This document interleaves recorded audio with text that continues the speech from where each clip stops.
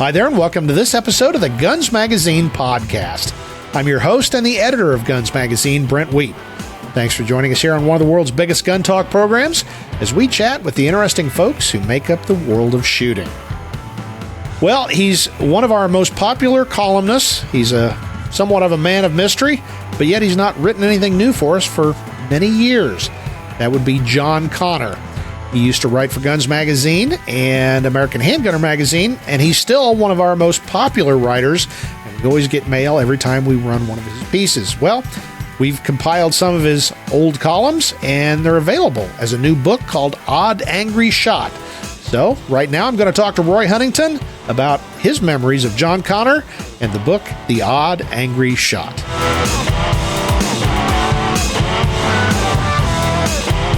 Roy, we're going to talk about the legend that people have talked about, they've spotted, they want to know more about. We're talking we're not talking Bigfoot, we're talking John Connor and his new book, Odd Angry Shot.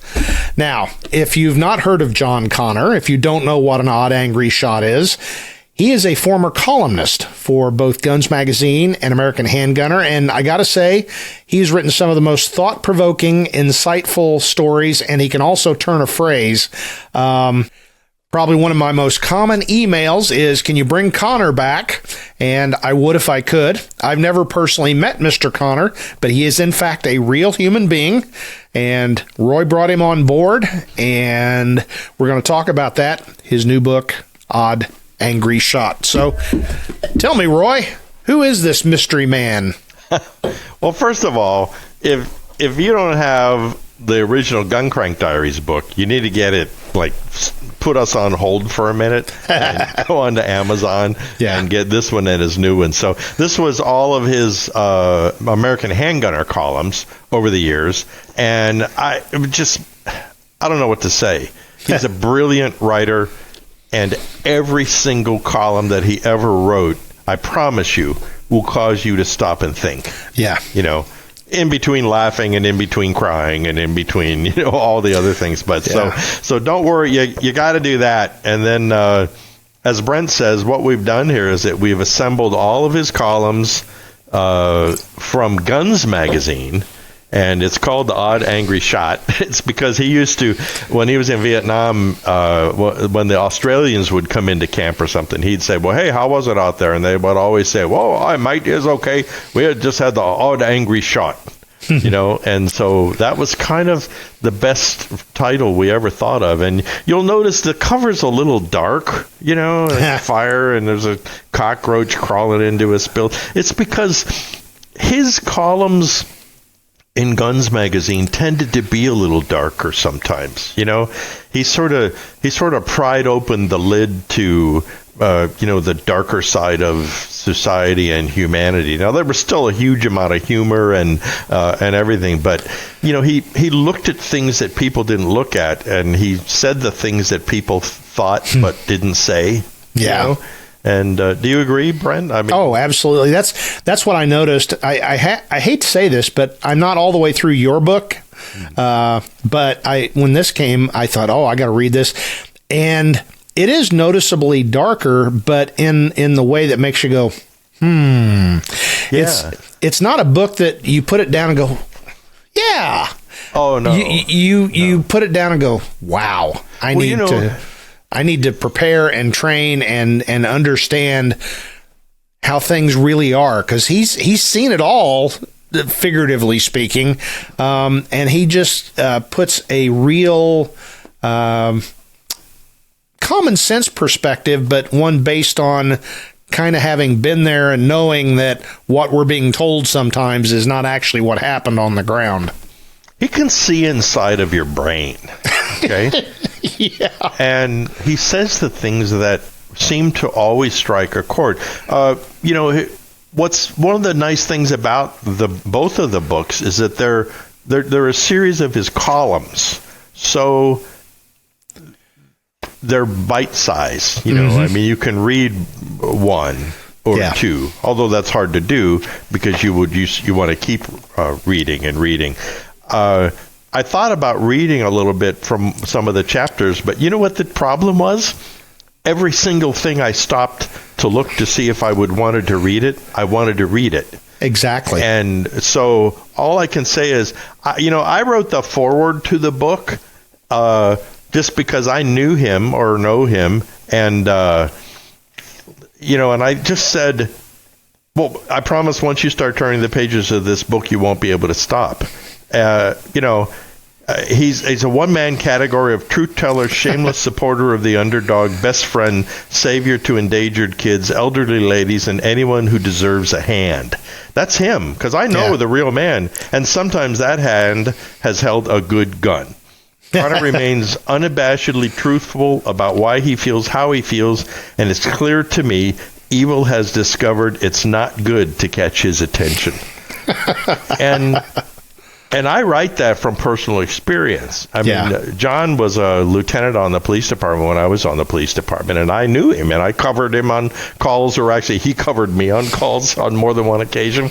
And, we went camping in the desert together and stuff like that. And many of these stories I heard, from him over a campfire and a toddy.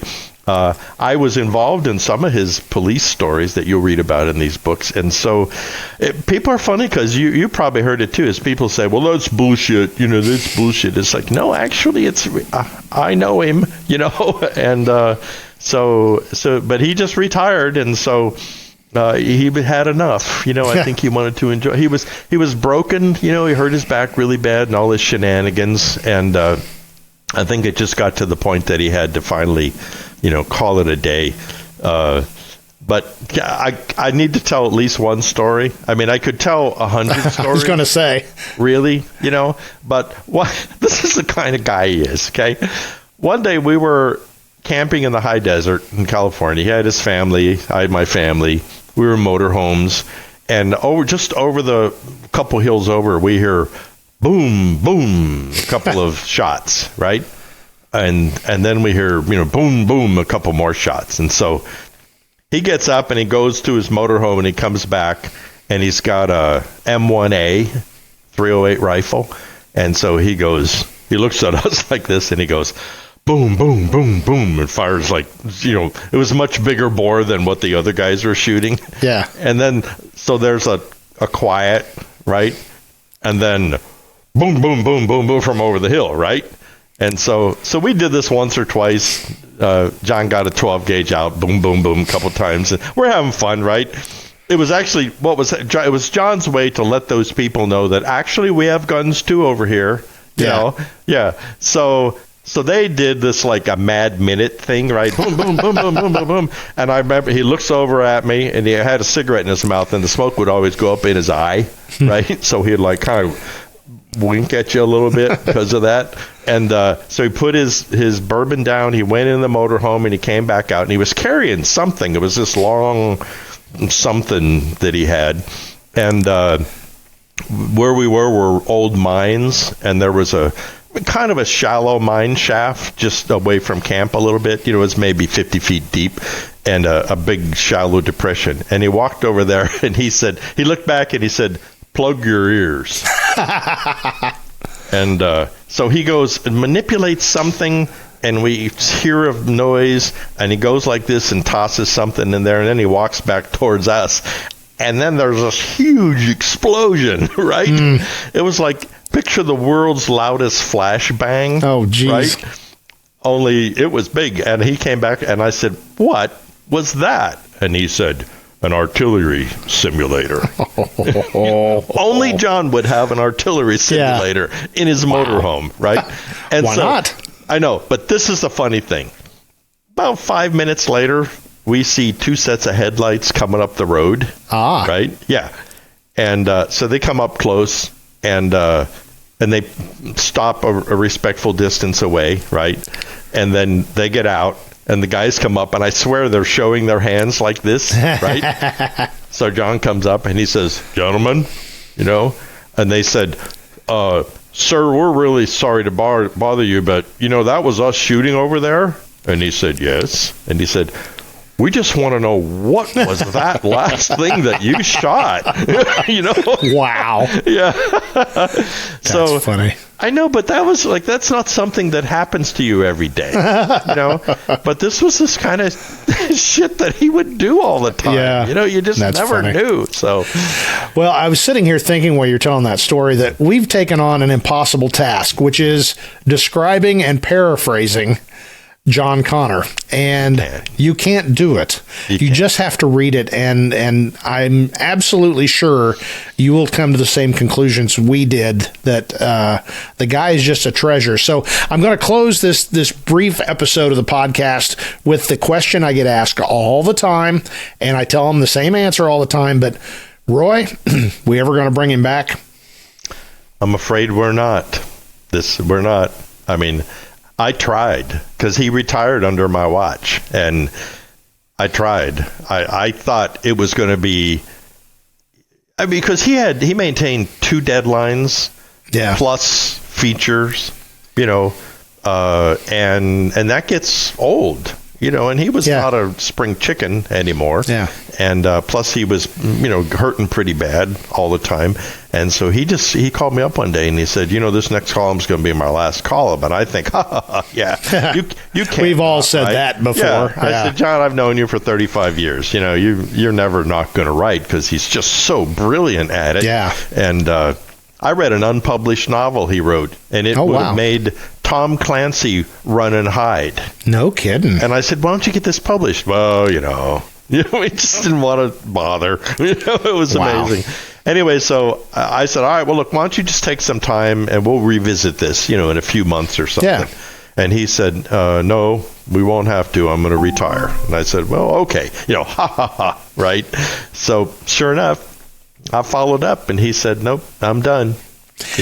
Yeah, he strikes me as the kind of guy that doesn't make flippant comments like we would. Like, I'm not going to do this anymore. I think if he says it, he means it. He means it. Yeah.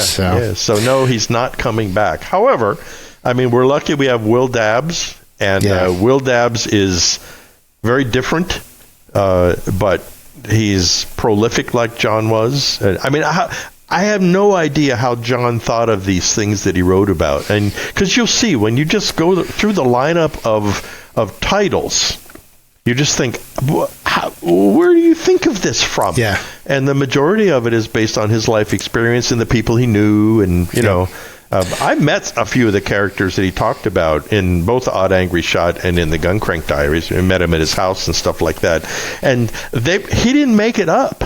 They really were like that. I mean, this one big foreign guy that he writes about in 2 or 3 times, and he really was like that, And so, but Will has his own stories to tell, and Will's done a lot of things. I always respect Will, because he had a career in the military flying helicopters. When he got out of that, I think he was in his early 30s. Yeah. He went on and went to medical school and became a doctor. I mean, they'll tell you the kind of guy he is, and his experience is as worldly, I think, as most people. So we have that, and Will be the first to say, I'm not replacing him. I'm not even filling his shoes. Yeah. I'm just taking that portion of the magazine that he used to write in, and I'm writing my stuff now. So. Yep. Well, good stuff. And Odd Angry Shot.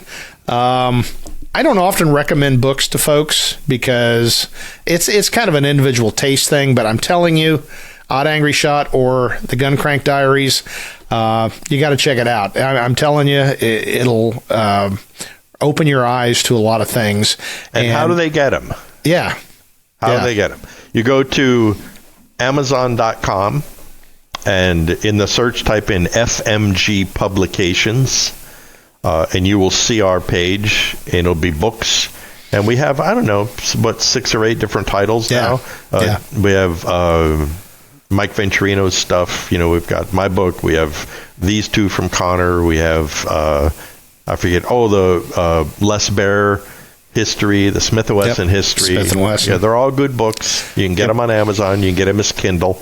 So, and if you're old-fashioned and you can't do Amazon, I think, Brent, you could probably put the phone number to the office or our website. You can get them from us if you have to call. So fmgpubs.com. and I'll flash that on the screen and we'll put it down in the notes. So fmgpubs.com or the Amazon thing, and you can get a copy of Odd Angry Shot. And